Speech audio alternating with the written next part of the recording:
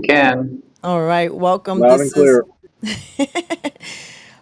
Pardon any glitches, my friends. We are doing our crossover from doing audio only spaces, X spaces, that is.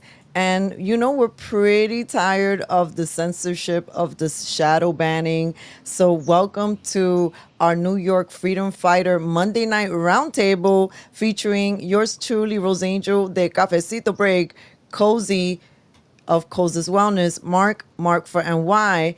And today's special guest is Jimmy Wagner, who is a lawyer and also president of the Donald J. Trump Republican Club in Brooklyn. I'm your host, Rosangel, one of the Perez sisters. As I said, we are boots on the ground here in New York City. We do local reports on news and politics. And we also create content for, other entities. We have our roots in MTV networks, and our focus is also community wellness. At this time, I'd like to welcome all of you to the show, and please ask you to subscribe, tell everyone, tell a friend to join us. And sharing is caring, so please comment. We'd love to see your comments as the show goes along. And let me pass on the mic to Mark and then Kozi for their introductions. Hello, fellow freedom-loving Americans. Mark for NY here. For those of you that don't know, I ran for State Assembly, City Council, and U.S. Senate, but the fight continues on. I try to do whatever I can on social media, spread the word, keep people motivated. People say, why do you still get involved in politics? And I always say, if you don't do politics, politics will still do you. You got people that feel like you leave New York and homesteading is the answer and all this stuff. Like, if we turn communist, there is no safe place to go to. If New York falls, the rest of the country is going to go fall with it. So I'm trying to keep people motivated, especially now with the biggest threat of a legitimate open communist running for New York City mayor. That is a big threat to New York City. So we're going to talk about that and a lot more. One of the guys who has been with us with the fight from day one, back I remember in Union Square talking about the conspiracy theory of vaccine passports, where you're going to need it to go into restaurants. All those conspiracies that came true, as many conspiracy theories are. The one and only Cozy Wellness, great song by the way, the top of the program. Good to be back. Thank you, Mark. What's going on, everybody? Glad you guys are joining us in this new setup, and thank you, Jimmy, for coming in. And we can't wait to hear what you got to say, brother. Well, my name is Kozi. I'm a former healthcare worker that was fired for refusing the COVID shot, and I've been a medical freedom, uh, I guess, fighter. You would say I've been fighting for medical freedom for almost 2 decades now. So even before this whole thing happened. And ever since I lost my job, I've been doing whatever I can to survive and also to spread the message. So I've been creating. I just started rapping during the pandemic. I started giving out speeches. I've been doing whatever I can, politically as well in the background, social media, whatever I can to push the message. But enough about me. Let's get this started. Jimmy, we want to hear from you. What got you into this fight? One, the fight for, I guess, right now all right, let's start with this. What inspired you to create the Donald J. Trump Republican Club? Wow, that's a long question with a long answer, and it has a long story behind it. We want to hear So, it. so let's talk about the story behind it. So, my name's Jim Wagner. I'm an attorney right here in Brooklyn. I worked for Hillary Clinton. My father was an elected union official. I was a Democrat my entire life. COVID happens. My wife's a teacher. She has a lot of friends that are teachers. A lot of them did not want to take the shot. They had been working, they had been doing everything they should have been doing. Fast forward a little bit, the teachers, I ended up representing 8 of them. I didn't charge them any money. I was so sure and so positive that New York State and New York City were going to respect these women's bodies and these women's choices, and that they were going to honor tenure law. I was like, listen, I'm going to win this for you. I'm going to get you your jobs back, and I'm going to get you your back pay. Fast forward, we go to the highest court in the state of New York, the New York State Court of Appeals. And if you want to talk about the largest collection in New York State of political hacks, let's just talk about the judges on the bench of the New York State Court of Appeals, right? They literally sat, yeah. So they're all appointed by the executive branch. They're all appointed by, the governor. So that should be a little separation of powers issue right there, but it's not. The law says you cannot terminate and discipline or remove a tenured teacher without a hearing. None of these women were given that hearing, and they all lost their job. They all lost their tenure. We get to the Court of Appeals. I'm thinking I have a slam dunk case. The judges say to the city's attorneys, if in fact the city wanted to impose a PhD requirement for all their teachers, and they had 2 weeks to get the PhD, could the city impose that and they would not have to give these teachers any due process? The city attorney turns around and says, absolutely, Your Honor, we could do that, but the city would never do that. We would never do that to the people. Sure enough, at that point, I'm like, okay, the logic flows. It makes sense. The women, my clients, were entitled to a hearing. We get a decision about 3 weeks later, tremendous, a 1.5 page decision that essentially says, hey, the government's allowed to impose a post-hire condition of employment that eviscerates all teacher due process. And that flows downstream for every city worker, every government employee, that the government can now do this. And the union sat silent. The UFT did nothing to assist us. So I break the news to the clients, because now it was just the 8 named plaintiffs. I have like 30 other people that I was helping, teachers, cops, firemen, sanitation, and it all flows downstream. So at that point, we have a Zoom, and I say, listen, this is not really the end of the road. Most people have this misunderstanding in our democratic system that judges are the final be all, end of the road. It's not. Routinely, what happens is judges make bad decisions, even the Court of Appeals, and then the legislature can overturn those decisions by saying, hey, judges, you read the law wrong. That's not what we intended. This is how we correct it. So I sat down with the clients. I said, everybody, we're not going to roll over. We can keep fighting. They agreed. We reached out to Democratic people in the city of New York and in Brooklyn, and we were told, take a hike. You had to get vaccinated. You had to protect people, all the nonsense reasons they gave you. Democrats did not want to hear from us. We then approached the chairman of the Kings County Republican Party. His name is Richard Barsimian. We sat down with him. We sat down with him and Congresswoman Nicole Malliotakis. We explained what we wanted to do. They welcomed us with open arms. And on the spot, there was about 20-something of us in the room. I want to say like 14 people switched from Democrat to Republican. And then there was like another 5 that went from independent to Republican. And with that, so I'm really abbreviating the story, but with that, the Donald J. Trump Kings County Republican Club was formed in Brooklyn. We've been having meetings, monthly meetings ever since. We've had all range of politicians. We've had no Democratic politicians have come in. I've invited Jumaane Williams. I happen to know his wife, who's an attorney, and we've had lunch before. So I asked her if, he'd be willing to come speak to the club. So it's really this, field of openness. Every meeting, one of the things we put in our charter is every meeting is live, broadcast live. There's no backroom deals, no cigar-filled rooms of people making all this going on. What we do is the meetings are streamed live, votes are done live, speeches are done live, and it's like as open as potentially and possibly as I can make a meeting. That's what we have. We've had Dr. Naomi Wolf speak. We've had Senator Steve Chan speak. We've had Sam Antar has come speak and spoke at the meeting, and that was before he even made all the connections with the Zohan Mandami money issues. And our next meeting is this Thursday, and we're going to have Senator Rob Ort, the minority leader, the Republican leader from Albany's coming down to speak. And we're going to have Melissa Vitelli speak. She's a huge Trump influencer here in Brooklyn. And we're also unleashing in this 6-month period.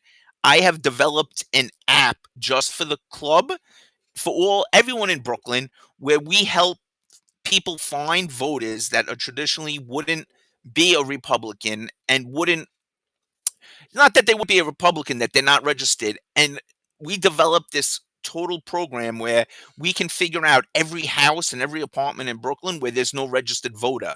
And we can go out, register the unregistered voters, and we can reach out to the Republicans. We know the Democrats, we have them on a list that of potential people that will align with us. And that's where we're at right now. And we've only been here since January 2025. I have to say, Jimmy, congratulations. You have definitely made an impact. I was really impressed. I had no idea what we were going to see or what kind of vibe it was going to be when we walked into that meeting.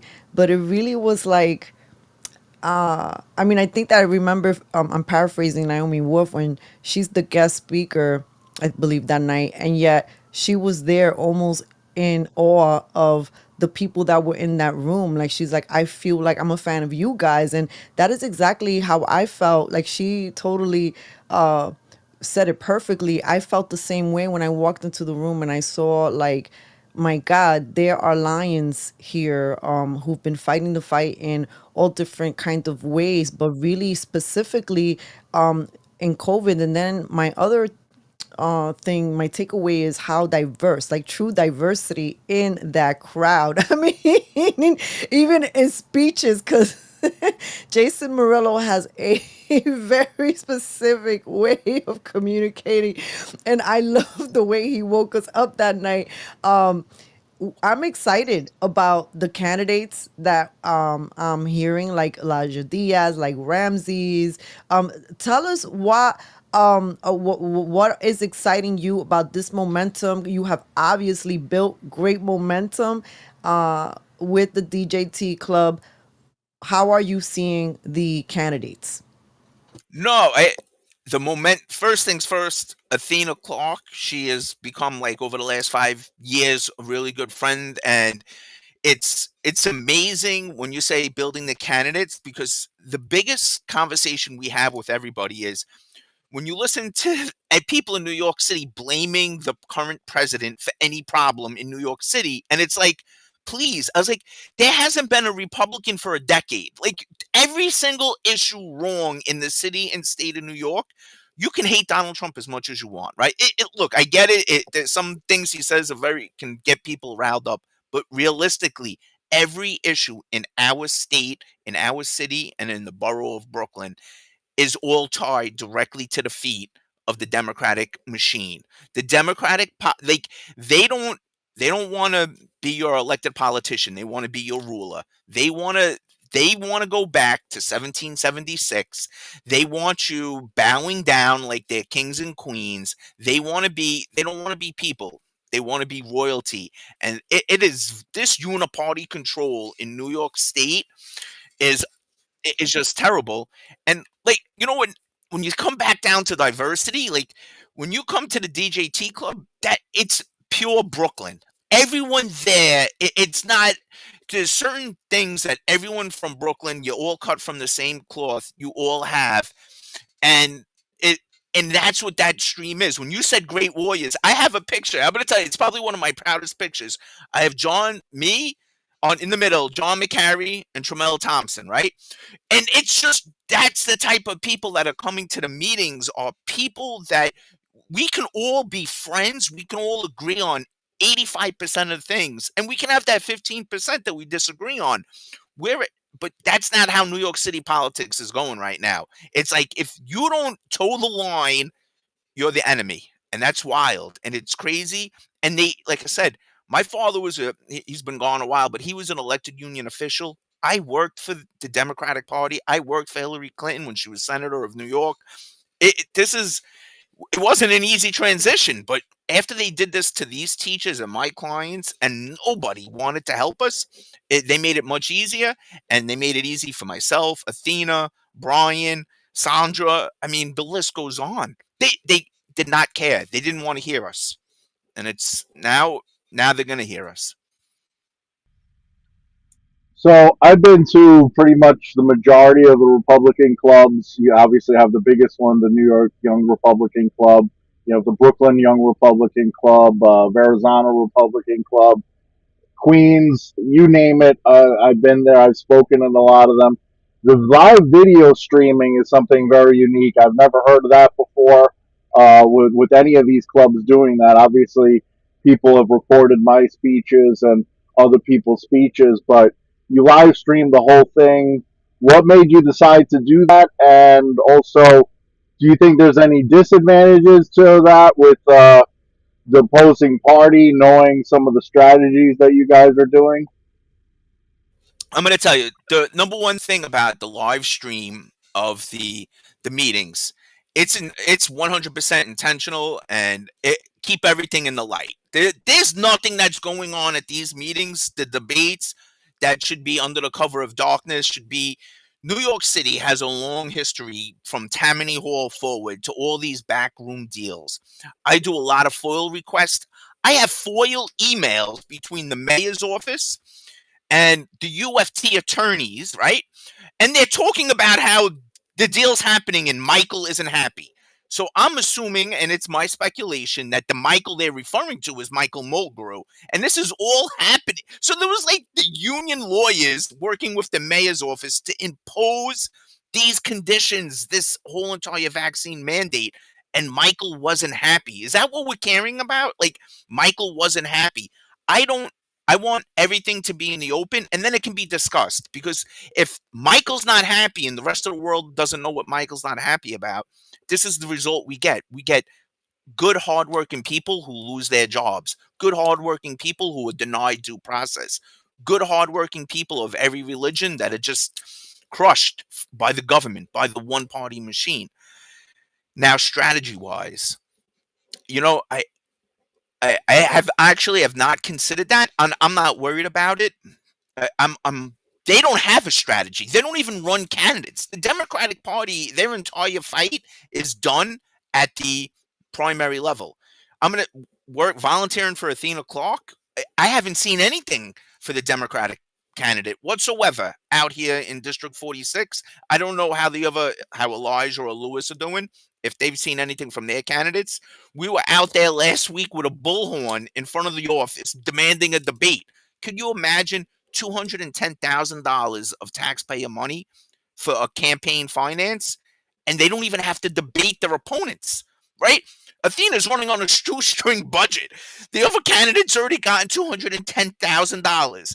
Where is that money going? That's our taxpayer dollars, and they don't have to debate. They only force the mayors to debate. Which it might be all the citywide positions, but I do feel like that if every single candidate is taking that campaign finance money, every single one of them should be required to debate. And now hopefully it can be something that we can all raise our voices and demand here in the city.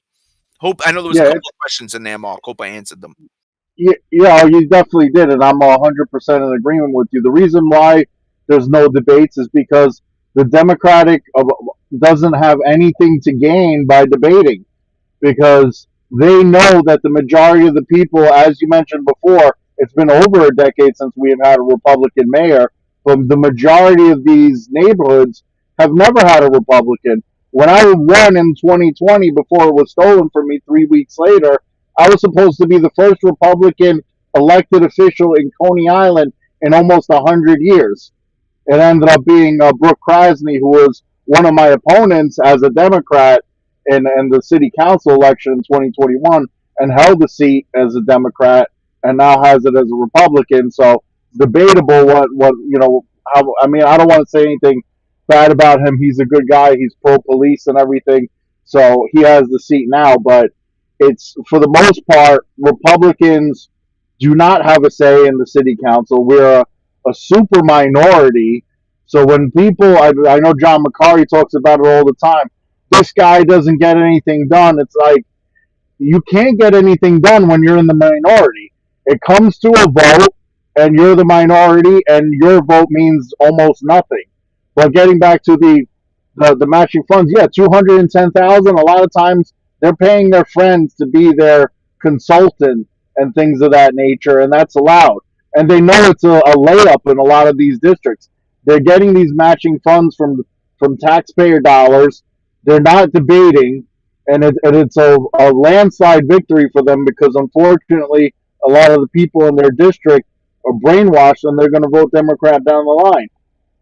So somebody that comes in that's a long shot doesn't can't raise money because nobody believes in them. I went through that, even though I almost pulled off victories 2 years in a row with a shoestring budget, and it definitely needs to be changed, not just on the city election because of taxpayer dollars, but a state assembly seat, a state senate seat. Those are all very important seats, and the elected officials that win get paid a six-figure salary from our taxpayer dollars.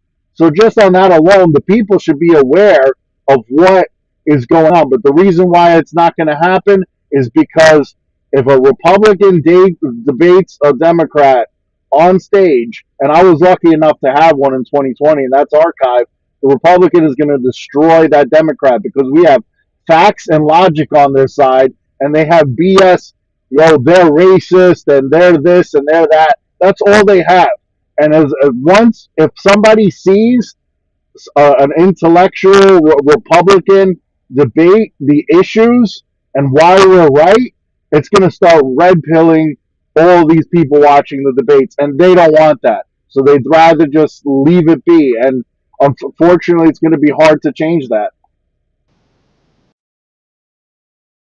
No, 100%. I think realistically, we have it's an information war, right?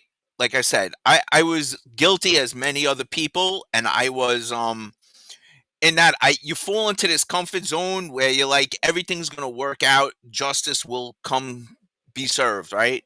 And then when you get to the end of the game, the ninth inning, it wasn't served. It was rigged. Whether it's rigged in an election, rigged in the judiciary, rigged at every level. eh, They know if you take a look in the back, and I'm only talking about District 46 with Athena only because I'm so involved, volunteering, helping her, and everything. Uber Pack, right? The Uber Pack has committed. It was, I think, last I checked, maybe it was 430 some odd $1,000 in mailings. Athena can. We've barely raised $5,000, and meanwhile, her opponent, they have Uber Pack supporting her to the sum of $430,000. They want a city that nobody's driving anymore, nobody's walking, nobody's doing anything. Everyone is just relying on delivery systems, Uber. There's nowhere to park your cars anymore. Out here in southern Brooklyn, it's still a two-fare zone. Like you have to take the bus to the train. People still enjoy jumping in their car, heading out to Long Island, jumping in their car, heading out to Atlantic City, right? And that's sort of probably why they're bringing these casinos in beyond another multiple of different reasons. But realistically, the Democratic supermajority in New York City, and it's kind of funny watching how the Democratic Socialists have done like this hostile takeover of the Democratic Party. It's really like super interesting how they've manipulated the system and the ranked choice voting, and they have their members actually registered as Democrats instead of working family party members and taking over the system. It's really interesting. Yeah, 15-minute cities is the goal, I guess, and that's how you do it. Where you touched on briefly I have a free question. free travel is a threat to their power. We have in the comments by Hmm. Ragged Channy. Go ahead, Cafecito. No, yeah, that's true. I did have a meltdown one time that I can tell you about, Jimmy. I sorry, I went to uh the wrong meeting one time. I thought I was going the meeting for something instead of I mean against something instead of for, and then I had a little meltdown when I realized that I went to the wrong meeting and they were all like advocated for more bike lanes and to close more streets. And they were saying, don't you just want, people to be able to walk more? Don't you want a healthier New York? Don't you want people just riding their bicycles? Don't you want to just be walking around the streets with your puppies and your babies? And I'm looking at him, I was like, and what about the people with the cars? And they got mad at me when I called them privilege, because I was like, this is what sounds to me like privilege, because the people who are working class, do you think all of them are going to be on a bicycle moving around the city? It's almost like you're injecting your utopia into this system. I mean, for some people it works, but for some people it doesn't. And quite frankly, the bike lanes and of how they have been implemented in the city has created lots of collision potentials.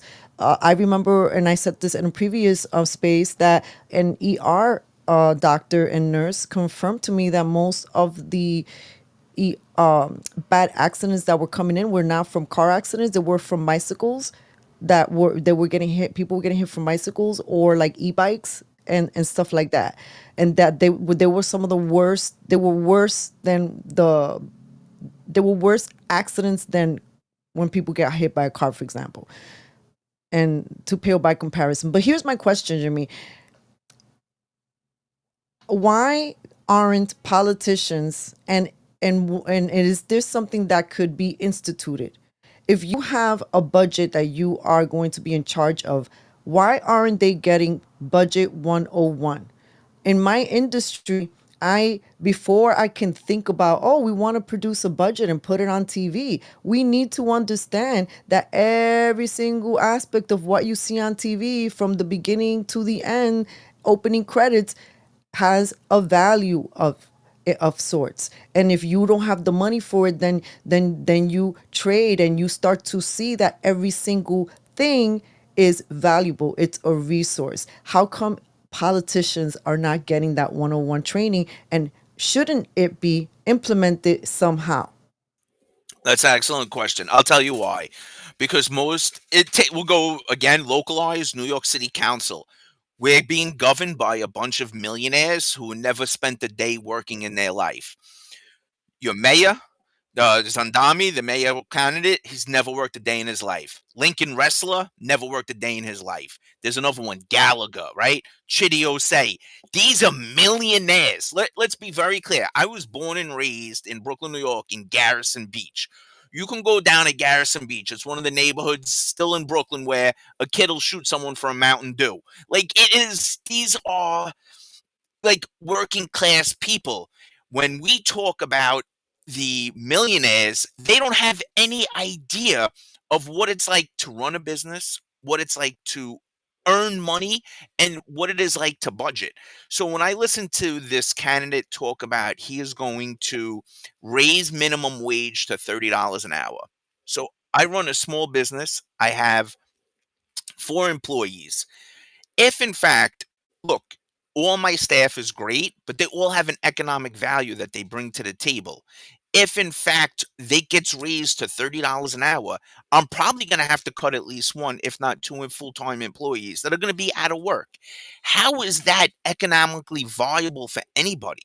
I it just makes no sense. And people who talk about government controlling these factors are people who have never run a small business. You can't be for small business and directing small business how to make a profit. It's that simple. Yeah, man, that really pisses me off because it's either they're really stupid, which I don't believe, or they're doing it intentionally, right? Because think about when they passed I think it's called the Fares Act, right? About the brokers' fees, right? They're like, oh, don't worry, we're taking care of the working class, the poor. You're not going to have to pay a broker's fee, and it's illegal. If anybody does it, just let us know, and they're in trouble. But they're not telling them that the homeowner is going to have to pay it. So what's the homeowner going to do? He's going to increase his prices. So then what happens? Now it's impossible to find rent. I have friends looking for an apartment right now, multiple friends. They cannot find anything reasonable. And this is the elite class. Like you said, a lot of it is just because they grew up in wealth and they don't know how to budget. They just, and also there's the socialist mentality, that communist mentality. It's like, don't worry. We'll get it from the citizens. But they don't say that. Government will pay. Government will pay. It doesn't work. Eventually, you run out of people's money. Where are you going to get this money from? Right? So on every level, like you said, perfect example, minimum wage, what's going to happen? Yeah, that sounds cute. That sounds beautiful, right? We all would love everybody to make more money, right? We're not evil people. We want everybody to make a livable wage. Reality is businesses are going to shut down. They're going to raise their prices, or they're just going to move. It's basic economics that these socialists do not understand. So, Kozi, on that point, one of this is legislation. We're definitely going to move out of the club, and I'm going to try to get it. The word free needs to stop coming out of politicians' mouth at every level. There is nothing free from the government. The government produces nothing. It's never produced anything. And the idea that we have them saying we're going to give free bus rides, we're going to give free childcare, no, you're not giving anything for free. Jim Wagner's working 80 hours a week. Kozi's working 80 hours. Like, Yeah, it's theft. They're right. basically saying we're going to rob you, the people. We're robbing you, and you're paying for this shit. That's what they're saying. We're going to rob you, and this is how we're paying for grandma's wheelchair. This is how we're going to pay for your free bus. This is how we're going to sooner. Like, who knows what they're going to say next? Everybody gets, free pot, free weed. Let's make everybody happy. It's the oldest tale in the book, like a chicken in every pot. It's like a literal repeat of what happened in Germany after the Great Depression, during the Great Depression. It's like, oh, we're going to get like you said, I'm surprised they haven't come up and said free pot, right? I'm really like, that's going to be next down the line. It's wild. Yeah, and I've said this a million times, destruction by design, I call it. Kozi already touched on it, but we already saw what happened when they raised the minimum wage to $15. We saw McDonald's and all these fast food companies get rid of their cashiers, replace them with machines. We saw layoffs happening. And we saw the prices of everything going up. The price of McDonald's isn't the same. You shouldn't eat McDonald's by any. I haven't eaten McDonald's in years, by the way. I am fat, but there's certain things I will not eat, and McDonald's is one of them. But yeah, it doesn't work. They did it in Seattle first. New York decided to do it anyway, even though it didn't work in Seattle or anywhere else, and it's not working now. And Kozi touched on the broker fees. I was a real estate agent for Rapid Realty. They were famous for their no broker fees. They were the ones that put it out there, and the price of the rent goes up, and then people go based on the market value. So if it was 2,000 and now they're doing 2,200, then somebody else who's renting the apartment down the street, they're looking, oh, that guy's getting 2,200. Now I can rent mine for 2,200, and then the following year it's 2,200, but now they got to pay the broker fee. So now it's like, oh well, we can't do 2,200 anymore because we got to implement the broker fee in this. So now it's 2,400 when you want to rent it out again. So that's why it goes up pretty much every year. And those upfront fees, it used to be first month and broker fee.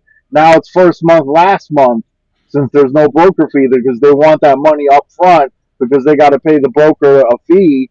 And, so some places require first and last month so that, they're not, they have the money up front to pay the broker. So the politicians think that you think a broker is going to work for free, that they're going to post these listings on all these websites and answer all these phone calls and pre-qualify people and drive over to the place to show you the apartment and for nothing, like what people want to volunteer.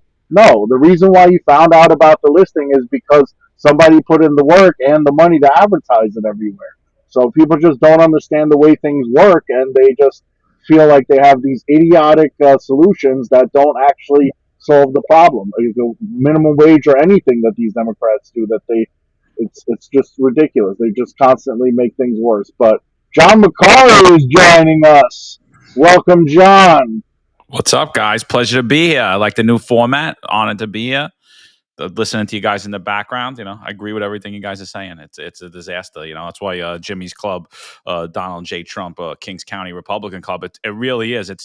it's so important, man. It's a grassroots organization, and the same way that we all have met and came together through grassroots efforts, this is actually taking those voices and those people and bringing them together and now getting them into the seat of government, which is the next step that we need to do to not only get the city back, but to right the ills of this country as well. 100%. John, for those who are seeing your face for the first time because they've heard you a lot of times on our XSpaces, please introduce yourself and your podcast. And everyone, we're about to transition into the bottom half of our show, and we're going to be talking about the New York City chaos, crime wave, as you hear maybe by my microphone, and so much more. Classic New York background, sirens. Sirens, baby. That's all. Sirens and trains. That's the New York background, right? Sirens and trains. Sleep well with that sound, you know. Yeah. So anyway, I'm John McCary. I'm a retired NYPD lieutenant. I was forced into an early retirement over the COVID-19 mandate, and I founded The Finest Unfiltered, which is basically a free speech platform where it's hosted by retired cops who were terminated from the job, and we give our opinion about policing, crime, and politics centered around New York City, but we go nationally if it involves law enforcement or any legislation involved in law enforcement. You could find us, our largest platforms, on YouTube at The Finest Unfiltered. So again, pleasure to be here, and I'm honored to be here. So thank you.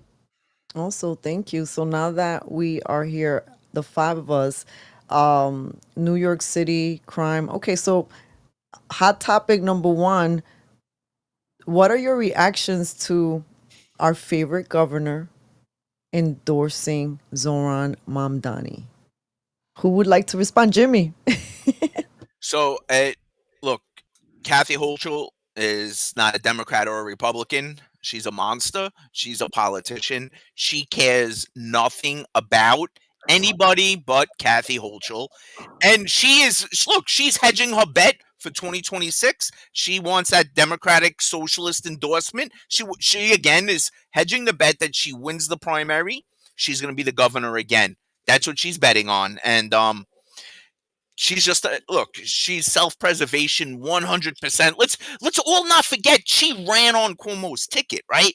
She she gets Cuomo answer to the ticket, and then she teams up with Letitia James to get Cuomo to resign.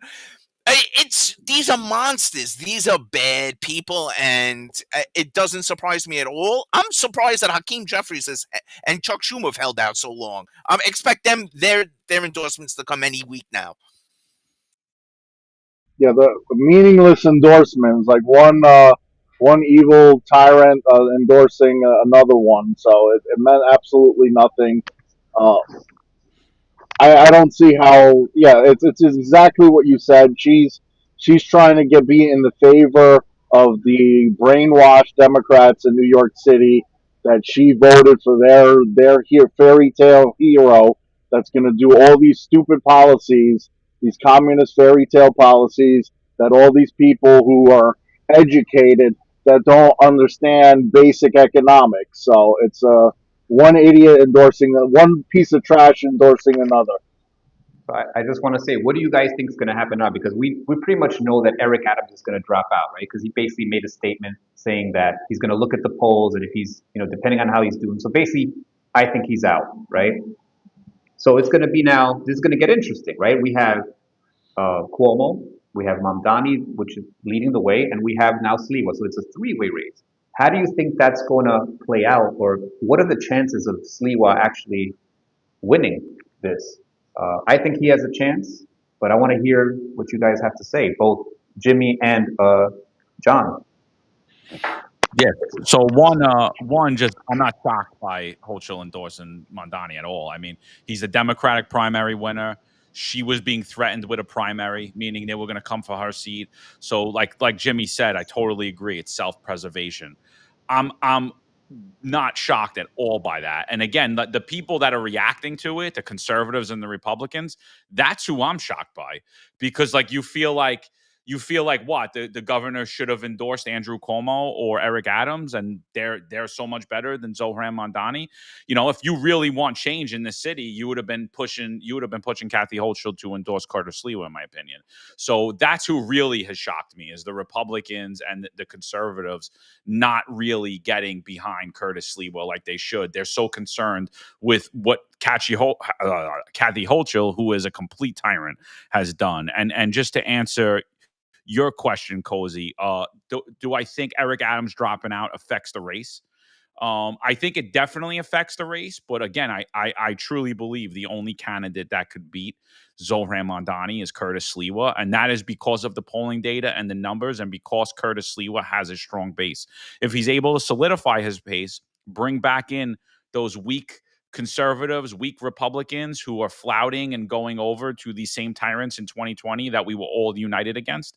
If we present that strong united front around Curtis Sliwa, bring in moderate Democrats, which Curtis has a lot with him already, he will be able to beat Zohran Mamdani. The same polls right now that are telling everyone that only Andrew Cuomo could beat Zohran Mamdani, those same polls were telling you a few months ago that Andrew Cuomo was going to crush Zohran Mamdani in the Democratic primary, and we all knew they weren't, right? We were saying it on the spaces, right? Zohran Mamdani is going to win. He's going to be the Democratic primary winner. But if you listen to those polls, then you were completely shocked when Zohran Mamdani won. We're all sitting here like, damn, we should have made that bet. I didn't know about all those places we could bet on it. So Look, those polls are all either rigged or they're. You just got to look at the funding. Who's writing them up, and they're wrong. But man, interesting times. But yeah, man, everybody's got to get behind Sliwa. I don't understand this. I'm going to say it again. You Republicans, stop. What are you thinking? Like, Cuomo screwed us in the past. He's not going to change. You're going to get the same person, and probably even worse if you get him in again. So he has no chance, by the way. The Democrats are going to vote. Majority of them are going to vote for Mamdani right now. Cuomo has no freaking chance. Get with Sliwa and stop being delusional. I don't know, or maybe you're getting paid. I don't know. You people out there, trying to be with Cuomo. I don't know if they're paying you. I have no idea. I don't know what's going on here. I'd like to read something that our friend Sal Greco posted on X, if I may. And he said, if you could imagine him saying it, let's get this straight. Cuomo, who was trounced by Mamdani in the Democratic primary, also in ranked choice voting, all the way down to the one-on-one without Curtis or Adams, and it has the best chance to win when nothing has changed since June. Cuomo has all of a sudden come up with the grand plan that he did not have in June to lower crime, bring business and jobs back to NYC, help the homeless on the streets, bring in more affordable housing? Or is he easily the most corruptible candidate left in this race after Eric Adams, who will do the beckoning of real estate racket and he mentions, right, including the Trump organization. And then here's one of my favorite takeaways from Sal's. Did you know Trump's approval rating in New York City is almost as bad as Eric Adams' approval? His endorsement destroys someone in this race, right? Just like when he endorsed Adams. So skipping ahead, let's get back to the presidential election 2024, when Trump got 27% of the vote in the Bronx, 28 in Brooklyn, and 17 in New York City, 37 in Queens, 64 in Staten Island. Is Curtis going to perform better than that in the mayoral race as a non-MAGA candidate? The answer is yes. Is Curtis' platform and policies better than Mamdani, Cuomo, and Adams? The answer is hands down yes. It would be nice to stop anointing Adams or Cuomo, who are two, I think he meant to say retards or retreads, I don't know, who are being propped by a billionaire real estate hacks, because they would be their puppet and help out and donate to Curtis Sliwa. This means GOP, facts are facts. Stick with Curtis. What are your takeaways, Jimmy? So I agree with a lot of what Sal said in the message. I'm going to tell you, I'm not convinced Adams is vacating the race. Doesn't make sense for him there's no reason for him to leave the race for one thing only. He's getting paid to run for mayor, right? He's actually on the job right now. He has his whole team out there, all of our taxpayer dollars. I'm not convinced he's going to leave. The same polls that told us Cuomo can't lose are the same polls that are telling us that Zamdami can't lose. So the polling is just, I think a lot of it has to do with the science of polling. It's hyper-technical. And when we get to 2025, you can't call people on landlines and use them as your sample size. You can't just limit your sample size to X or limit your sample size to Facebook. And I can make up polls that'll show that, Sliwa has 100% chance of winning. When you go to those betting sites, Cuomo's team keeps posting the betting sites as if they're polls. The betting sites are not polls. The betting sites are people who are hedging bets. And if I was a betting person and I wanted easy money, I'd be betting Zohan too, and I'd be betting Cuomo second, right? But if you're looking for a noble long shot, I would definitely be looking at Sliwa, because even if his chances out of 100% are 30% just based on if every Republican gets behind him. I think part of the problem is, frankly, I don't think conservatives want us. The conservative party in New York City, I don't think they want to see Sliwa win. And that's just my personal opinion and my take. They didn't even put Sliwa on their ticket. For whatever reason, to me, it's like when egos get in that room, like when we have this important moment, if people could just put that aside, if we could get all united behind Sliwa and then just pull in 5-10% of the moderate Democrats, you could really see a Sliwa becoming mayor. And I think it's time we get a Paul Revere out there. We get the spirit of Paul Revere, the spirit of Thomas Paine. A lot of what Kozi's doing, DVS is doing, a lot of what we're all doing is getting that ethos out there, letting people realize, as Mark said earlier, if New York City goes down this route, you're never voting your way out of it. It's over. It'll have to be physical confrontation to vacate and change leadership. Because once you put these type of people in power, you do not vote your way out. That's just history, and that's where we're going to be. Yeah, I think in this case, it's not egos. I think it's corruption. I think there's people who are corrupt that do not want to see a real, true candidate take over. Curtis Lewa has paid his dues in this city. We know that he's the only one on that stage that cares since the 70s, putting his life out there, and loving the city. He deserves that seat. And who's ever doing this? Like, I think it's just pure corruption. I don't think it's egos, but hey, that's just my take. This is the thing. They lack common sense. They voted for de Blasio, and then by the time he's gone, you see the polls say how much they hate him. Then they vote for Eric Adams, and all the Democrats hate him. Mark, I'm sorry, Mark. Your mic is really bad. Like, people are messaging me, texting me, saying it's bad. And maybe if you could move back a little with your mic. I don't know, maybe talking too loud, or maybe it's the quality of your mic. Try speaking softer. All right. So, how about now? At this tone, is it fine? It's better. It's definitely better.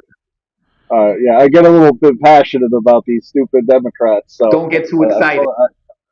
Don't get too excited. Exactly. So basically, they hate the guy from 4 years ago. They hate the guy from 8 years ago, but they still keep voting Democrat. It's like that saying of the definition of sanity: doing the same thing and expecting different results. Like, we've seen the communist economics in play before with the minimum wage that was implemented during de Blasio. And we're just getting a new face with more dumb ideas, and the only way to actually fix New York is with a different person, a Republican, to clean up the mess like Giuliani did over 20 years ago. That's what we need. And as far as the polls, I agree with Jimmy that Eric Adams has no reason to drop out. And I do think if he does, that it's going to actually hurt Curtis Lewa. It's going to make it harder for him to win, because the more the Democrats split the vote, the better the chance Curtis Lewa has. And he is the incumbent. He does have people that like him because they met him before, or whatever the reason is. He's not going to get a lot, but even if he takes 10% away from Mamdani, that helps Curtis Lewa win. So we do need Eric Adams in the race. We need Cuomo to stay in the race.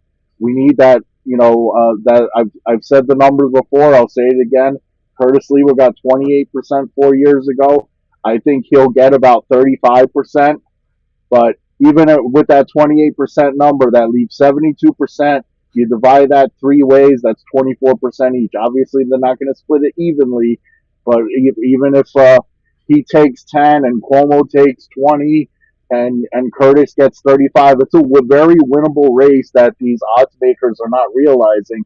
And I think Curtis Lewa can pull up an upset. And a lot of those Democrats, I believe in the first round of the primary, uh, Mamdani got like 38% because nobody got 50%, which is why you went to the ranked choice voting.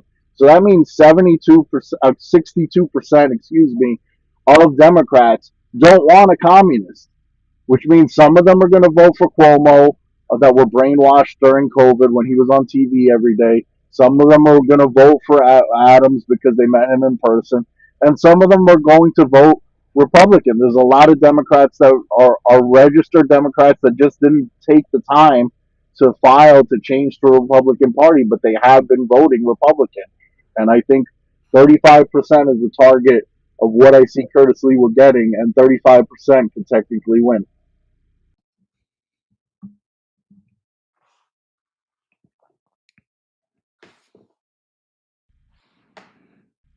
Anyone want to take over there, or Hold on. Can you guys hear me? Yeah, you good. I had an out of this world glitch. I think maybe the aliens hijacked me and put me back down.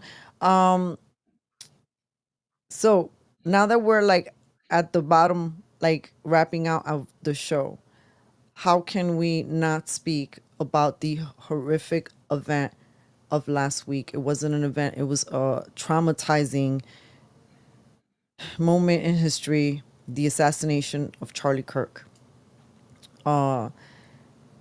Anything that you'd like to say first? I want to just say as an official statement, because from our XSpace from us is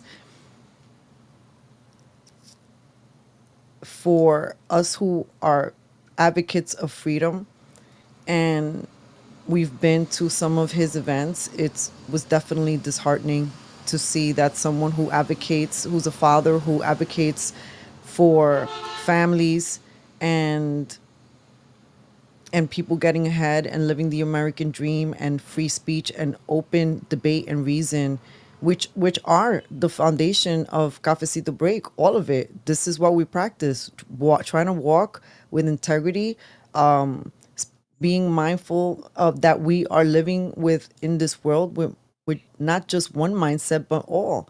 So what does this do to the movement as we are seeing very eye-opening responses from many people?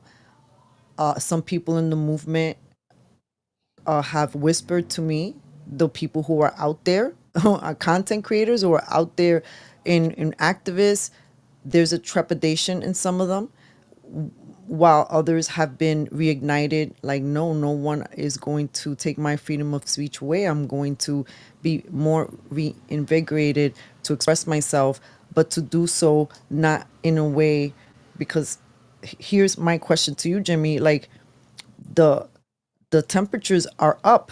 As a lawyer, as someone who lives in Brooklyn, who knows this community so well, what are your takeaways? What are your concerns? How are you seeing this moment in history, and any advice that you may have from your insight and your point of view? No, number one is I 100% agree. Like, what happened to Mr. Kirk was absolutely terrible. It was a tragedy, and I truly feel for his wife and his children, of everybody to be to have. And I made a quick video. I really do believe he's with the Lord Jesus Christ right now, and for me, that brings me comfort. And I know it doesn't potentially help the people living behind, but that's how I'm able to move forward with it. Um, when we first started the club, we actually had there was a film crew that made a video of it. Like, and they've told me I can't release it yet.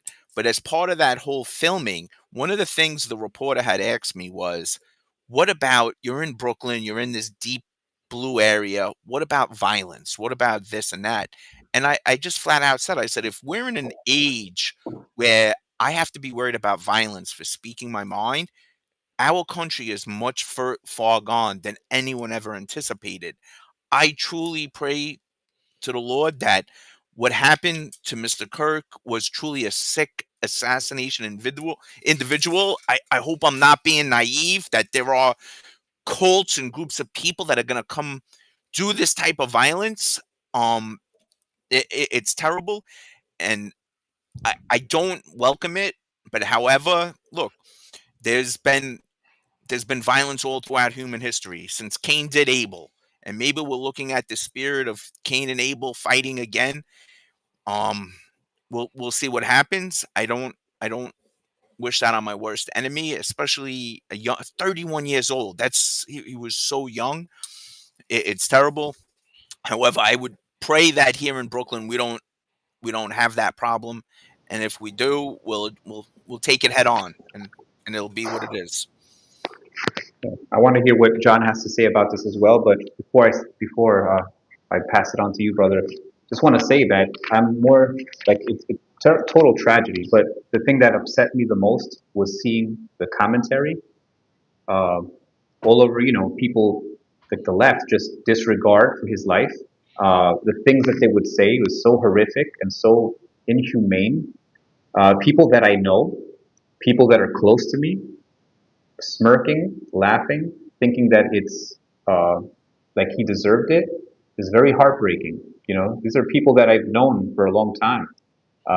It really hurts to say like, wow, like look how far we've gone. The fact that I think a lot of it has to do with the media, a lot of it has to do with social media, because social media because you're behind the screen, right? A lot of these younger kids, because these are the younger kids who are really making these statements from like 20s to 35. And I think they grew up with this like shield, right? You're behind the screen, you're writing things, you can delete comments, you can block people. They've dehumanized people to where you don't respect them as like, maybe a lot of it has to do with the gun violence, in terms of like the shooting games, dehumanizing again, right? If you're playing these games from a little kid, I think that might do something to your brain, right? Like they're so realistic now, right? When we were kids, we had like duck hunt, right? Shoot a little duck, but now they're so real. You have like kids that shouldn't be playing it, right? 6-year-old, 8-year-old kids shooting. Like I've seen little kids playing this all day. Like this is not healthy. Anyway, I'm not saying that that's the cause. What I'm saying is the dehumanization. I think a lot of it has to do with the media. How during COVID they literally told the world like we're scum, we're dirty, we're evil, we're contagious, we're dangerous, and all Trump supporters. I could go on and on, but you guys get the gist. I think there's a lot of blame to be said by the people that have the power of that microphone. Those big microphones. It's just heartbreaking, man. And I think we need to solve this problem. I think that's the root of our problem, where we are so extreme, so polarized that we can't come together and talk. It's either you're with me or you're not, right? There's no in between. And that's what we really need to heal. And I think it's our responsibility, our generation, that's our thing to solve. Because I don't think the young generation they don't have the tools to solve that. So if I could just talk real quick, and talking about young generation, I had my son. I said my son plays in a band. He's with a bunch of different bands. I said, you guys should do a fundraiser for something like that, right? To get people out there. And my son turns to me and he's like, Dad, he's like, most of the bands in that circle, they wouldn't want to put music out like in support of Mr. Kirk. And I'm just like, the whole idea of free speech, like how could you and your bands, like whether you agreed with what he said, like you don't get it. My son's like, Dad, I get it. I'm just telling you where we're at. And my son goes to a conservative, he's in Savarian, it's a conservative school, and they have like a whole bunch of music. But going back to that, where just people, they can't even, that cognitive dissonance, they can't separate the man from what's been said. If I may jump in here, I'm actually going to turn off the engine. I apologize for the sound quality, guys. I normally have a light kit and all that stuff on my laptop when I do these. I worked a 12-hour shift in the truck. I'm trying to be a part of it regardless. So I apologize again for the sound quality and lighting and all that. But as far as Charlie Kirk is concerned, I'm going to start with the good news. 10,000, more than 10,000 new Turning Point USA chapter requests have been put in with Turning Point USA since he has passed away. And one of the Turning Point USA people that I've also met on numerous occasions, Isabel Brown, has talked about how many people have reached out to her about reading the Bible, how to go about reading the Bible, and a lot of people are more inspired to read the Bible as well, like a tremendous number of people. So that's the positives that came out of it. The negatives, a lot of people don't know.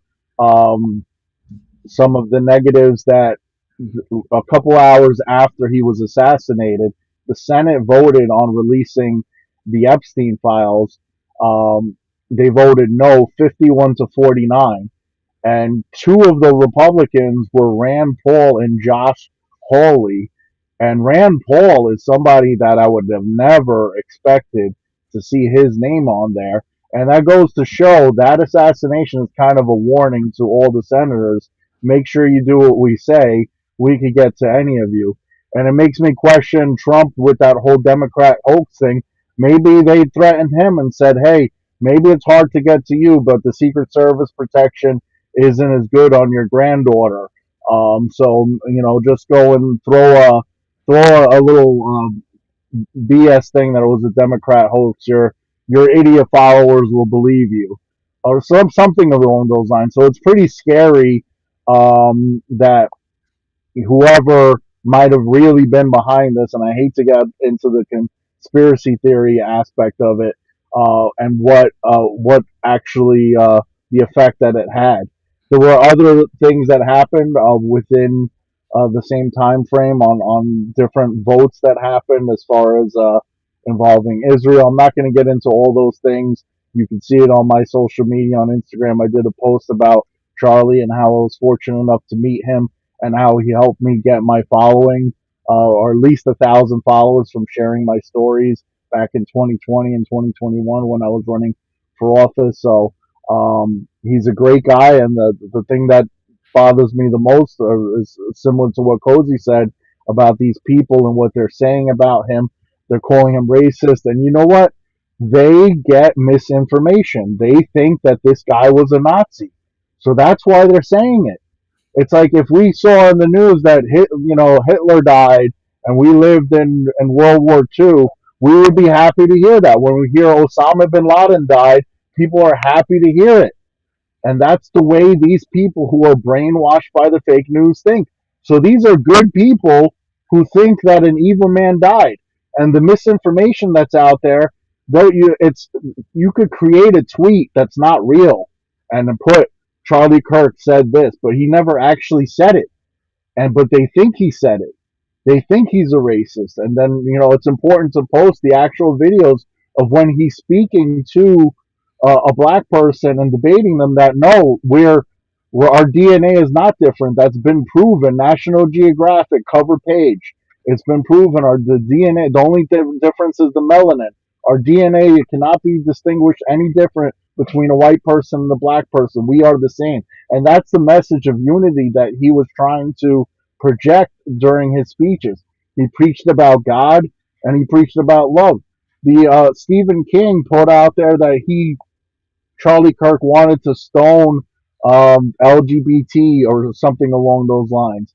He later apologized for it, that he was wrong, Stephen King. Where do you get that information? From a clip that said, probably my best guess is when you had Gays for Palestine.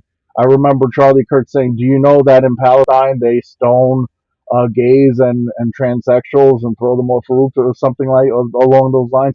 So they probably edited that clip and say gays get stoned or something like along those lines, where they edited the clip, and that's what people saw, that Charlie Kirk is advocating for them to get stoned, when meanwhile he was stating a fact that that's what happens in Palestine. So this is the way they edit what people say in videos, like they did with Trump for so many years, and they brainwash these people to hate, and that's unfortunately the reality. I'll pass it on to John, who hasn't gotten a chance to talk about Charlie yet. No, yeah. I mean, listen, I think there's a real spirit of like nihilism and evil throughout this country and throughout the world.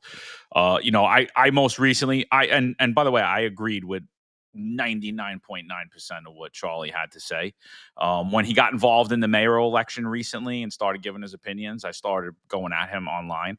And I don't regret that, because that's what we do, right? Like how Jimmy was talking earlier, me and Trammell you guys have seen us had battles online, but I love Trammell. I consider him a great friend. You know what I mean? And that's true for a lot of people. And as someone myself, I get a lot of threats daily. I got a lot of threats when I had Zohran Mondani on the podcast. And I did that to show people what his true policies are, and because I believe in free speech as well. I believe that we should go out, we should seek to bring people in, not cast them out. I don't think that we should sit in our own echo chambers and cry about things. I think we should confront the politicians that we complain about online. I think they should know who we are. They should know our names. They should speak with us, and we could do that civilly and peacefully. So when I saw that video, I was horrified. And I think, like most Americans, I had a great spirit of fear rush over me. And I take solace in the fact of my religion, and the fact that I know that Charlie is up there with Jesus. And I know that what Charlie did in life was fulfill his mission. I know that he knew that his life was in danger. He had threats on his life, and he still went out in public to preach God's word and to preach the history of this nation, and to try to bring more people into this tent, try to bring more people into a power of understanding. So I sat there and I contemplated, was it worth it? Was it worth it for Charlie to lose his life at 31 years old, to leave his children without a father, to leave his wife without a husband? And, the conclusion that I came to, and it's based in my faith, is that not only was it worth it, it was absolutely necessary, and it was his mission as a man and as a Catholic. And I think that we should all uphold that same value. So while the spirit of fear is in you, I think, we should take root in what it is that we're doing and realize none of us are getting out of here alive. Not one of us. So, and it's what we do here on earth that matters. And and I think Charlie did I think he did a great job. And and just a passage in the Bible, it says whoever seeks to preserve their life will lose it, but those that were willing to lose their life will preserve it, in substance. And what that means is basically that when you're willing to give your life to Christ and to the truth, and speak the truth regardless of who's coming at you, because we were told we're not of this world, right? If we were of the world would love us as our own. But as it is, we are not of the world. We're chosen out of the world. So we will be hated the same way Christ was hated, right? Charlie was martyred. And that's just the shame of it. And I said it to somebody recently. I was arguing with someone, and I said, I don't care if Charlie was a black trans who was opposite every position I am on in politics, and every position I am in on religion and life and morality. If that person was willing to sit down with me and openly and freely debate me civilly and discuss with me, I would be just as sad today as I am for Charlie Kirk, because it was absolutely disgusting what happened. And the only way we're going to get to a better place in this country is if those of us that know that it's wrong stand up and keep speaking the truth, keep speaking God's word, and keep preaching for a better United States of America, a better New York City, and to bring more people under our tent like Charlie did. Excellent response. Thank you, John. One more question, if I may, gentlemen, and then we'll wrap the show. You touched upon this a little bit, Mark, and that's the cancel culture. I'm a little bit on the fence with how many conservatives have gone after people who have made certain comments to really get them fired. I don't know. I'm not sure how I feel about that. Given that little bit that Mark just shared with you, that nuance, that if you believe Hitler died, right? So in one of my messages yesterday, when I had the opportunity to speak at the Walkaway stage in Queens, so thank you, Brandon Straka, for that. I kind of asked people, can we instead of hyper focusing so much on the young people, can we focus on who's educating these young people? Who's to blame? Mainstream media has a lot to blame here.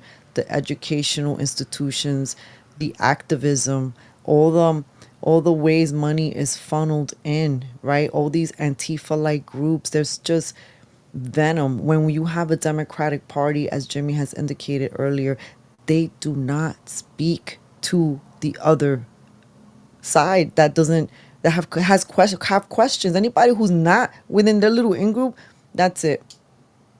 So to me, how can you continue to exist as the party if you do not encourage or are a part or participate in debate? I feel like there is such putridness there. Please, Jimmy, I'll start with you. I'll say thank you again for just your time. I know you're busy, and how you would like to answer this question. And also, please let everyone remind everyone how they could connect with you. And then we can go around if you guys can respond and do the same. Sure. Thanks again, everyone. Thanks for having me on. So, in reference to the question, I think you've witnessed it. First things first, while we're very blessed to have President Trump in office, let's be very clear. The rhinos and dinos at the federal level, down to state level, they're all in bed with each other. And they knew for the last 30 years when they were importing all of these illegal immigrants, letting them cross the border, they were importing a subservient class of people, right? They were coming from very poor nations who wouldn't question the government, right? Who stands up to the government? People who have strength and independence, and we know what's right and wrong coming from the government. When it's much easier to bring in people from North Korea, from China, from the socialist, from Cuba, countries where people are really, really suffering. When they come in, they're gonna be like, you know what? How about if I just don't fight back, my life is 100 times improved. Not realizing the full promise of the American dream, your life can be trillion times improved, right? The the ruling class does not want that, and while you were talking about how the Democrats can act like that, the Democrats are actually importing all of these different voters. And that's just my 100% opinion. And I think the Court of Appeals, New York State, going back local again, New York State, remember, it was only March of 2025 where our highest court said only new American citizens can vote in our elections, right? Let's see how that turns out in November, because this rule just came down from the court. In New York City and New York State, we have a lot of people who are illegal immigrants voting in our elections, and we'll see how that all evolves. Back back to the meeting. I want to talk about this Thursday is our next meeting. It's the Donald J. Trump Kings County Republican Club meeting. We hold them right now on 86th Street and 13th Avenue in Brooklyn. There's bus there. You can park there. There's a parking lot. It starts at 6:30. You don't have to pay anything. The meetings are free. If you want to be a club member who gets to vote and who gets to participate in the club decisions, you then do have to be a dues paying member. Anybody else is welcome to come. And I want to announce anyone who wants to help this election, anybody in Kings County who wants to be a part of it, come to the meeting or they can email me. I'll give you the club. It's www.djtnyc.com. www.djtnyc.com. We have developed an app where I can pinpoint you in Brooklyn to 2 block radius around your house. I can tell everybody in that 2 block radius around your house who's a Democrat, who's an independent, who's a Republican. I'm not asking you to go walk 10 miles. I'm not asking you to go a whole neighborhood. We're just asking you to go a 2 block radius around your house, speak to your neighbors, tell them about your city council member, tell them about your Republican candidate Curtis Sliwa. Just tell them. And if they're interested, ask them to put up a sign. I can put you in touch with all the Republicans running in Brooklyn. I can get you their signs. The Brooklyn Borough President. I can get you the signs for Curtis Sliwa. Again, we're not asking for a 30 block radius. I will give you the information. You put it right on your phone. It's an app. and you'll say, okay, oh, look at this person. They're a Republican. This one's independent, but they have a blue lines flag there. This is the little steps that we can all do that will really increase voter output, increase getting people that we need to vote for Curtis Sliwa and people like Athena Clark and getting this done. And it's free. The DJT NYC Club is giving it to the people of Brooklyn for free. This data, there was an article in the Post. I think Mayor Adams paid like $10,000-$20,000 for it. I've paid the data. I have it, and we've cultivated it, and it's for Brooklyn. And I want everyone, even if you're a Democrat who's going to support Curtis Sliwa, I'll put you on. We'll get this out. We can do this. The people of Brooklyn, we can win this election for Curtis. We can win it for Athena Clark, Luis Cuero, Elijah Diaz, George Serentopoulos, Janine Aquafreda. I really do feel positive that we can win this long shot and we can get it done. Thank you again. No problem, Jimmy. When is the next meeting again? The next meeting is this Thursday, September 18th. It starts at 6:30. And just in case my wife is listening, happy anniversary, because when I agreed to do this like 3 weeks ago, the date didn't click in, and I love you, Jolene, and I'm sorry, but here we go. And are you doing another one in October, or is it the middle of the month usually? No, we're doing the one in October, and we're gonna have a real special guest there. We're gonna doing it. I can tell you the date right now, but I believe it's October 23rd is in my mind. It is. So it's September 18th, and then we're gonna have it October 23rd. You're sleeping on the couch, Jimmy. You're sleeping on the couch tonight, Jimmy.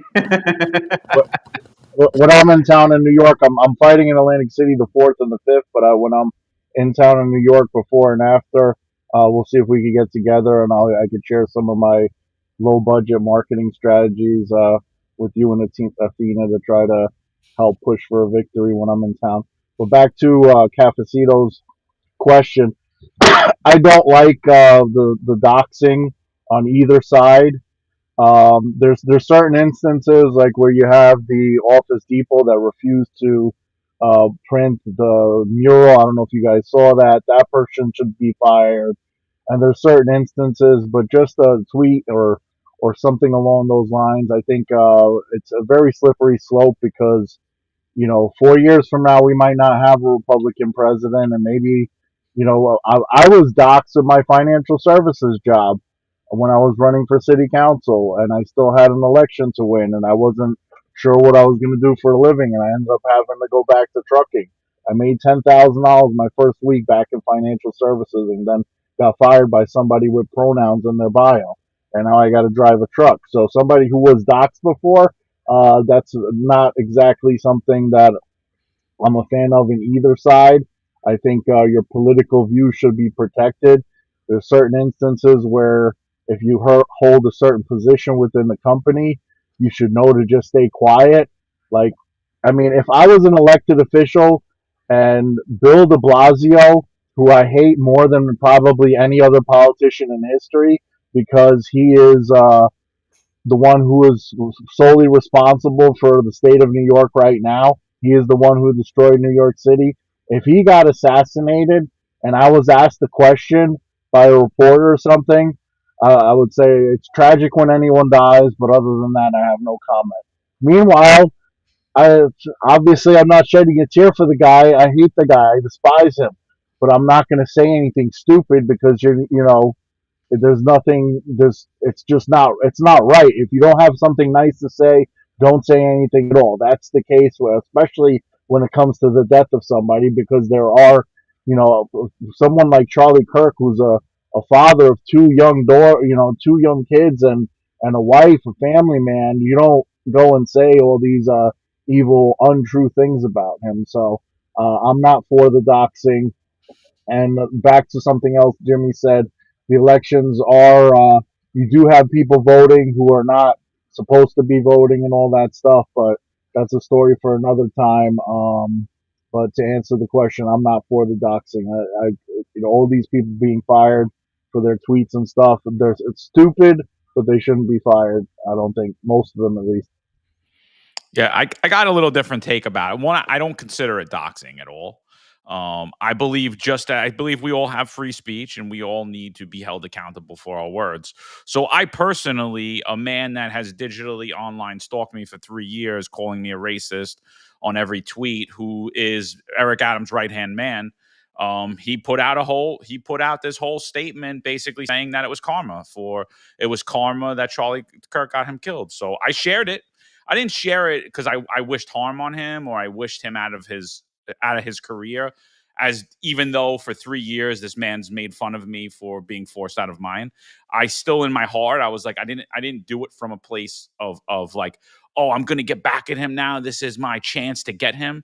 But I feel like as Republicans and as conservatives, we're the most cowardly bunch of political figures that could ever be. And we let lies take hold in the world, and we let people speak untruths, and we do not confront them because we're afraid of being called racists. We're afraid of being called homophobes. We're afraid of being all these things. And so what I've been doing online is exposing our elected officials and the people who serve them. So I exposed exactly what Tony Herbert tweeted and exactly what he posted, and Eric Adams decided to fire him. To be honest with you, I don't really feel bad about it. It wasn't my desired outcome in it, but I don't feel for 1 second I doxed him. I did what I've been doing every day. I've been exposing the evil in the world that I believe. I've been exposing people who I don't believe should be in government. They're inept, incompetent, and sometimes hateful language. And so I don't believe it's doxing. I don't support any restriction on free speech. And I just want to get that straight because there are plenty of Republicans in Congress right now that have supported a bill for anti-Semitism. I'm not going to get into that. We got into that before. And that is a restriction on free speech. And that has labeled the New Testament, Christians and Catholics, as anti-Semitic. And I'm totally against anything that has to do with restriction of free speech. So I'm not happy with a lot of the rhetoric that I'm hearing coming out of the Trump administration about coming down on free speech as well. And I don't take solace in the fact that these people are fired, but I do believe public servants should be held to a higher standard. And I think that they should know what's wrong, right and wrong. And the only way that we can know as a society what's right and wrong is if we actually hold people accountable on their actions and on their words and what they do. And so I don't believe it's doxing. I don't love it. I don't think, I'm not going out there online and looking for people to do it too. But hey, if that's what you're going to put out there, that's what you're going to put out there. You're a public figure. You're going to say things like that. I don't feel bad for you either. I just want to clarify something before Kozi jumps in and throws in his opinion on the matter. What the guy that got fired in your instance, he totally deserved it. I think I touched on that before. If I was an elected official and I was talking about de Blasio, who was just assassinated or something like that, you don't say anything mean. The person just died. You have to. I'm somebody that has pretty much no filter. If you guys, as you guys could tell, I just say whatever, whether it's politically correct or not, I could care less. But there's certain, when it comes to the death of another human being, who has people, family that love him, that's not the time to go and throw dirt. There's literal dirt being thrown on him, but the figurative dirt doesn't need to be thrown on him as well. It's not necessary. And if you are a public figure, then you should be held accountable. So in that particular case, but there is the AI databases. There are people who created the AI of like 30,000 people to kind of go and search for all these people that are doing it, and then you have these influencers who are bragging about getting people fired, that are looking at getting the tweets in the DM, and then the person's like, "Oh, it's just I search their name, I find out where they work, I send the people, his employer, a screenshot with a pre-written letter that it only takes me 2 minutes." And she's bragging about all these people that she's getting fired. That's where I have a problem. Not somebody who is working under the mayor who says something stupid. You should be held accountable. So I just wanted to clarify that as far as that goes. But Kozi, your take on all this? Well, yeah, I'm for free speech. I don't want people to get fired. But then I was really thinking about it the other day. Like, what if somebody's a surgeon, right? And they think you're supposed to act professional, first of all, right? There's a code of ethics. And I think that if you're a surgeon, what if this surgeon, we find out, like, says something like that? What if he finds out you're a Republican or whatever, you're the opposite of what he believes? And what if he just decides not to operate properly on you? You know what I mean? Like, there's something to be said about how these people think. Some of these people are really sick. I mean, some of the stuff, the language that they were using, like the dehumanization, really worries me. So, like, I guess in rare, I don't know, man. Like, I think they deserve their free speech, but when you're on the job, maybe, or, and it's kind of hard to tell, right? Because their judgment could be clouded. In a position like that, I think you have to, like I know that personally, right? When I was working in healthcare, they told us that you have a code of ethics. Like, when you get that license, like, you're supposed to present yourself professionally at, like, outside of work, inside of work. So, like, there's this code, and I'm sure with cops, right? You guys probably have the same kind of thing, or lawyers. You have to, like, step up, and there's like an oath you take that you can't just be reckless. So it's a, it's kind of hard for me to say. I don't know. I don't want to make any laws or anything like that, but it's just something to think about. But I am totally for free speech, and I don't want people really getting fired.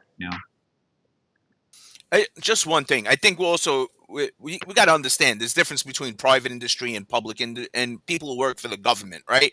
If I own my own business and my employees, you're on my time, and I catch you posting anything, whether I agree with it or not, you're an at-will Oh, employee. I can fire you, absolutely. right? So it's sort of like the Colin Kaepernick thing. I always try to explain to people the kneeling during the football games. He's doing that on company time. You just can't do that on company time. It's that simple. If I don't think anyone should be fired for what they say on their own private time. However, and I'm willing to go all the way to the end of it. But on company time, you can't. It is you're governed by the contract or whatnot. Yeah, that goes without saying, for sure. Absolutely. My God, I never like to wrap up these conversations because I really love the flow of it. This has been an amazing time. Let's start wrapping out comments. I just like to add to what all of you have said, that I'm kind of in the middle here too. As a freedom of speech platform, we do stand by freedom of speech. That doesn't mean that freedom of speech doesn't have consequences, right? And sometimes I like to tell people, like, one time a young lady was challenging me in the streets, and she was like, "You're really not, a real woman. Like, you're afraid to just be yourself in every single setting. Like, you're being a little fake." And I'm like, well, let's put it this way. Like, when you walk into a church, don't you know that there's a decorum? You're not necessarily gonna go in there shouting. That everybody kind of knows when you walk into a temple, you're gonna be listening to whomever is giving a sermon of sorts. There's a way to be like, so it's not like that I'm being fake because I move. I look at it as I made an agreement by walking into that setting. Everyone else is quiet listening. If I'm gonna be loud and noisy, I'm gonna be disrespectful. I'm not necessarily being fake about it. So there's a lot of weird messaging that has been happening with the young people. And also something that people remind me a lot is that a lot of the young people have already equated with speech is violence. Certain speech is equated with you are being violent. And I know that this is hard for maybe some of the OGs to understand. I'm still trying to process that. We are up against a generation and where we literally are in different dimensions trying to speak with each other, and then we have the mainstream media and the lovely politicians. Isn't this wonderful? Mi gente, if you are in New York City and you are feeling puzzled, if you are feeling confused, if you want to find common sense thinking folks, we've got them here. Here is just a few of them. It has been an amazing amazing space. Thank you again, Jimmy. Happy anniversary to you and your wife. Thank you, Kozi. Thank you, Mark for NY. Thank you, John. It's always amazing to be with all of you.